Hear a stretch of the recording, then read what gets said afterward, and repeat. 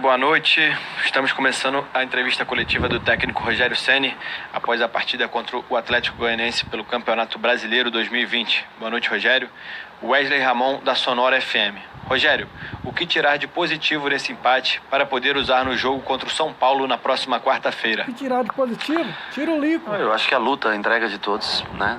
Nós sabemos de alguns problemas que a gente tem em número de atletas devido a convocações, a lesões. Alguns jogadores hoje, como o Thiago Maia, como o Gabriel, que saíram, né, Gabriel com a posterior doendo, o Thiago Maia com a hiperextensão no joelho. Mas em nenhum momento nós deixamos de tentamos de todas as maneiras fazer com que o time se tornasse mais ofensivo dentro das peças que a gente tem à disposição para ganhar o jogo. Eu acho que esse é o principal. E a parte de caráter de entrega dos atletas, você vê o discurso final deles dentro do vestiário. É impressionante o comprometimento, a vontade que eles têm de vencer. E é a obrigação que nós temos aqui é fazer com que o time vença, independente das circunstâncias que a gente tenha, os problemas que a gente tenha no momento. Pedro Henrique Torre, da ESPN. Boa noite, Rogério. Para o jogo contra o São Paulo na quarta-feira, qual a sua expectativa de contar com os lesionados Rodrigo Caio, Diego e Felipe Luiz e os convocados Isla, Everton Ribeiro e Pedro? Bom, o Pedro, como vocês acho que já devem saber, infelizmente foi cortado da seleção por uma lesão. Segundo o nosso departamento médico, o Rodrigo Caio e o Diego e Felipe Luiz não têm condições nessa semana de retornar. O Diego começou com um trabalho no campo, lento, os outros acho que vão demorar um pouquinho mais de tempo. Vamos ter que avaliar o Gabriel, né, até quarta-feira. Vamos ter que fazer uma avaliação também no Thiago Maia até quarta-feira. O Isla, acredito que pela distância, onde vai jogar, dificilmente chega em condições e normalmente joga quase o tempo todo. O Everton, pelo que jogou nesse primeiro jogo, foi muito bem na primeira partida com a seleção. Acredito eu que deva, né, possivelmente jogar. Também é um jogador que a gente não conta. Então, infelizmente, nós temos uma quantidade enorme de jogadores com experiência, que são jogadores que levam, né, que ajudam a conduzir o Flamengo à frente, com alguns problemas. Temos que encarar o momento e tentar achar a solução da melhor maneira possível. Isabelle Costa, do canal Paparazzo Rubro Negro. Boa noite, Ceni. Na época em que era jogador, você era referência para bater não só faltas, mas também pênaltis. Na quarta, o Flamengo tem uma decisão que pode ser decidida nas penalidades máximas. No penúltimo jogo contra o São Paulo, a equipe não conseguiu converter 2 cobranças. Sim. Será desenvolvido algum treinamento específico para esse quesito, pensando no jogo de quarta? Com certeza, nós na terça-feira vamos estar nos preparando também nesse quesito. Vamos fazer, como eu falei para você, uma avaliação do elenco todo, de quem é possível contar para essa partida, como é possível montar a equipe, e um dos fundamentos que nós vamos treinar, sem dúvida nenhuma, são os pênaltis. Vene Casagrande, do jornal O Dia. Boa noite, Rogério. Na saída de Gustavo Henrique, você optou pela entrada de Natan, zagueiro que costuma atuar pelo lado esquerdo. Por que não colocar Tuller ou Noga, que são defensores que jogam pela direita? Porque o Natan já jogou nas categorias de base pelo lado direito, então não tinha problema nenhum. Ele tem capacidade para jogar. Ontem eu vi no treinamento, pela primeira vez, um treinamento mais solto dele. E como o Gustavo já tinha o cartão amarelo, e o lado que a gente mais apoiou hoje foi pelo lado do Mateuzinho, não podia deixar o Gustavo, né, pendurado com cartão amarelo num contra um com um jogador, com um velocista pelo lado. Ele entrou pelo lado direito, depois com a saída do Léo, voltou para o lado esquerdo. Nós recuamos o Arão, o volante, tentamos colocar o Arrascaeta, que é um meia, como segundo volante. Ou seja, dentro das opções que nós tínhamos para essa partida, nós arriscamos tudo. E eu acho que até tivemos a bola do jogo no final da partida, não sei, 1 minuto exato, uma bola que muito próximo da linha do gol. Infelizmente, esse é o imponderável do futebol, você não controla essa parte. Edson Marques, da Rádio Esporte Metropolitano. O desempenho do Flamengo em 2019 serviu de objeto de estudo para uma maioria relevante de treinadores. Por outro lado, os gols perdidos pelos jogadores Pedro e Arrascaeta nos últimos 2 jogos contra o São Paulo mostram que sem aquela coletividade, principalmente no setor ofensivo, o rubro-negro ficou um time muito previsível. Honestamente, o que mais tem aqui nesse time é coletividade. Vou ser sincero com você. Poucos times eu treinei, principalmente no nível que é o Flamengo, com um grupo tão parceiro, de tanta amizade, gostoso de você trabalhar todos os dias. A parte triste é você voltar para casa sem a vitória. Isso eu confesso a você, porque para um grupo tão bom de trabalho, caras tão bons de dia a dia, de lida, de caráter, o frustrante, eu sei que o torcedor está frustrado, eu também estou frustrado, e eu sei que os atletas também estão tristes, sabe? Porque eu vi o Flamengo de 2019 que ganhou tudo, o começo desse ano, antes da pandemia, onde teve também conquista de títulos, né? Mas o momento é um momento difícil, e infelizmente talvez nós vamos sofrer bastante nesse começo, pelas lesões, pelas convocações, pelo cansaço físico que realmente toma conta de alguns jogadores que são importantes para a equipe.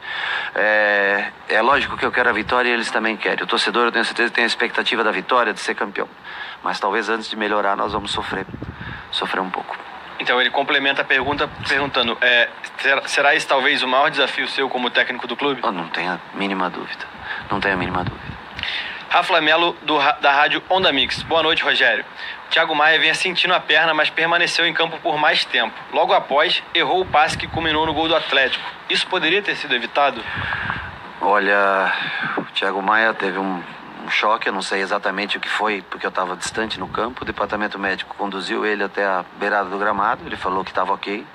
O doutor me passou que estava ok, entrou dentro do campo de jogo, tentou jogar mais um pouco. No momento, o primeiro sinal que ele me deu, que ele queria ser trocado, nós chamamos o Michael, entrou no lugar dele, ou seja, eu não posso substituir um jogador se ele está dizendo que ele tem a condição de jogo. No primeiro sinal dele, que ele não mostrou não ter condições de jogo, nós fizemos a substituição. É uma pena porque é um jogador que eu gosto muito, né? E queria dar um jeito de colocá-lo em campo e infelizmente saiu lesionado. Mauro Santana, da rádio Roquete Pinto. Rogério, Ramon é um dos jovens que se mostram mais preparados do Flamengo. Tem um estilo de jogo bem mais próximo ao Felipe Luiz, principalmente na saída de bola, além de ser bom na marcação. Já o Natan é o zagueiro que apresentou mais regularidade no Flamengo desde a lesão do Rodrigo Caio. Por isso pergunto, até porque você gosta de utilizar jovens, por que não escalar Natan e, na ausência de Felipe Luiz, o Ramon? Porque eu acho que a gente não pode abandonar uma dupla de zaga que já se mostrou muito consistente quando jogou em Santos, né? No caso do Gustavo, e em Atlético Paranaense, no caso do Léo. Eu não posso abandonar os dois. Eu acho que nós temos que dar oportunidade para eles. Assim como a zaga, os jogadores de base, os 3 jogadores que você cita, hoje o Natan já teve oportunidade, vão ser avaliados. São muitos os jogos. Natan e Gustavo, se eu não me engano, suspensos para a próxima rodada do Campeonato Brasileiro. Você pode ver que um dos jovens jogará novamente e nós vamos descobrir. A ausência do Rodrigo Caio, ela causa uma instabilidade para o seu companheiro de defesa. Eu acho que ele é um jogador muito importante, se tornou uma referência para o Flamengo, né? Então todos vão ser testados e nós vamos descobrir qual é a melhor formação. A cada jogo que a gente passa, a gente vai colhendo mais informações. Edson Viana, da TV Globo. Boa noite, Rogério. Hoje você fez alterações importantes na defesa durante o jogo. Como fazer esse setor ter mais segurança do que vem tendo na temporada? Bom, para ter mais segurança, você tem que ter o mais tempo de bola possível, né? Trocar o maior número de passes sem se precipitar, ter o maior número de acerto de passe, um percentual alto de acerto de passe, construir o placar e, quando tem a oportunidade de fazer o segundo gol, concluir o segundo gol para ter uma tranquilidade maior no jogo. A partir do momento que a partida caminha com 1-1, os últimos 15 minutos, 20 minutos, o que nós tentamos? Correr um pouco mais de riscos, é claro, trazer o Arão para zagueiro, passar o Natan para o outro lado, colocando o Arrascaeta para tentar mais jogo de trás, já que a equipe adversária se fechava, né? Saía só em contra-ataques, correr riscos, que faz parte do jogo para quem quer vencer. Então as alternativas que foram o Gabriel, até onde ele aguentou também foi, até o minuto 81, se eu não me engano, que é quando ele sai e entra o Lincoln, né? Bruno Henrique aguentou até o final, foi um guerreiro, um cara que também já está cansado, né? Da sequência de jogos. Enfim, nós tentamos o máximo possível. Recuamos um volante para a zaga, colocamos um meio atacante para jogar de segundo volante. As alternativas foram criadas. Infelizmente, nós não conseguimos concluir em gol. Marcos Coelho, da Rádio Tupi. Rogério, chegou a notícia da lesão do Pedro na seleção e, consequentemente, o corte. Qual é o tamanho da perda para o Flamengo nesse momento tão importante da temporada? Se considerado o cansaço do Gabriel, essa dor na posterior que ele sentiu, o Bruno Henrique que está vindo jogando quase todos os minutos, né? Ao menos nos últimos 180, jogou praticamente todos os minutos desses jogos. Para mim, pesa bastante a ausência do Pedro. E outra coisa, eu não sei nem que tipo de lesão qual a avaliação, tempo, recuperação. Então, São muitos jogos, joga quarta, joga sábado, joga quarta, joga sábado. O elenco do Flamengo, que é um ótimo elenco quando está completo, ele vai perdendo suas forças quando lesões, quando desfalques acontecem. João Pedro Granete, da coluna do Fla. Boa noite, Rogério. A Arrascaeta ganhou alguns minutos contra o São Paulo, hoje entrou aos 29 do segundo tempo e é uma das peças importantes do Flamengo para buscar a classificação na quarta-feira. Como você avalia a participação dele nesses duelos e também nos treinos? Tem condições de atuar 90 minutos pela Copa do Brasil? Eu acho que independente dele ter condições ou não, nós vamos tentar ao máximo colocar ele em campo no jogo da quarta-feira. Ele ontem no treino, quando foi começar o treino, infelizmente sentiu um incômodo no tornozelo e não pôde treinar com a gente ontem. Hoje eu sei que ele tratou, fez de tudo para estar presente no campo.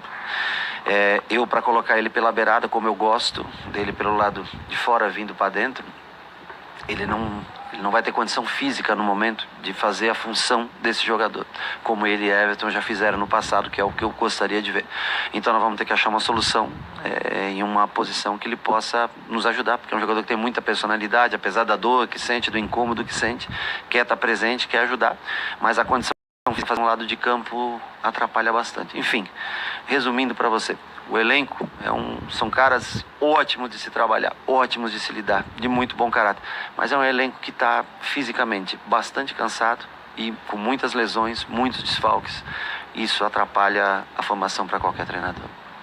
Pergunta nesse sentido aqui também, do Guilherme, da Rádio Bangu. Rogério, boa noite. O Flamengo recebeu Arrascaeta e Rodrigo Caio lesionados. Hoje Pedro sentiu a coxa e foi desconvocado. O quanto as datas FIFA e convocações têm prejudicado o Flamengo? Junto à pandemia e com esse caminhão de jogos que a gente enfrenta, muito. E outra coisa, o Everton, se jogar o próximo jogo, o que eu faço? Joga na terça, joga na quarta? Não posso. Porque se eu machuco mais um atleta como esse, eu não vou perder a possibilidade do jogo de quarta-feira. Eu posso perdê-lo por mais tempo e tem jogos importantes de outras competições também. Então é uma situação extremamente complexa, delicada, e nós vamos tentar resolver da melhor maneira possível junto com o departamento médico a cada dia, departamento de fisiologia. Vamos analisar cada atleta para ver o que é possível fazer de formação para jogos tão importantes que vêm a seguir. Luciana Zogaib, da Rádio Ferge. Boa noite, Rogério. As substituições na zaga demonstram insatisfação com o setor ou foram apenas pela questão do cartão do Gustavo Henrique e da necessidade de buscar o gol quando trocou o Léo Pereira? E para quarta-feira, voltam os dois? A necessidade de buscar o gol quando eu recuei o Arão, eu já expliquei para você na pergunta anterior. No primeiro tempo eu não posso deixar o Gustavo Henrique, é um zagueiro mais alto, um pouco mais pesado, muito bom jogo aéreo, mas no 1 contra 1, logicamente, com um ponta, um velocista como eles tinham, eu iria ter mais dificuldade e ficaria muito próximo, uma falta, um cartão vermelho, e a gente ficar com 10 jogadores. Nós vamos fazer uma avaliação, eu não posso definir o time hoje para quarta-feira. Nós vamos fazer uma avaliação, treinamento, segunda e terça-feira, recuperação, amanhã, que eles possam descansar um pouco, porque eles também estão esgotados. É cansativo, dia a dia, sem folga, nem um dia para eles. E o time só vai ser definido na terça-feira, quando a gente viajar para São Paulo, ou quem sabe até aguardando os jogadores que voltam da seleção para ver em que situação, o Everton principalmente, para ver que maneira a gente escala o time na quarta-feira. Provavelmente só na quarta-feira, horas antes do jogo, é que nós vamos definir na sua totalidade a equipe. Última pergunta da coletiva, Fred Uber, do GE. Boa noite. Com o Diego Alves poupado, o Hugo teve mais uma chance. Você teve alguma conversa particular com ele após a falha do último jogo? Aparentemente, ele tentou ser mais ágil com a bola nos pés nesse jogo contra o Atlético Goianiense. Olha, eu conversei bastante com ele. O Diego, na verdade, o Diego Alves, ele teve câimbras muito fortes no jogo, nas duas pernas, né? Então ele ficou no dia pós-jogo, na quinta-feira, na recuperação. Ontem ainda sentia resquícios, né, dessas dores. E eu quero contar com ele na quarta-feira. Por isso eu resolvi não arriscar com o Diego para ter novas dores, ou às vezes poupar alguma musculatura e sentir, né, na outra. Então nós botamos o Hugo para o jogo de hoje.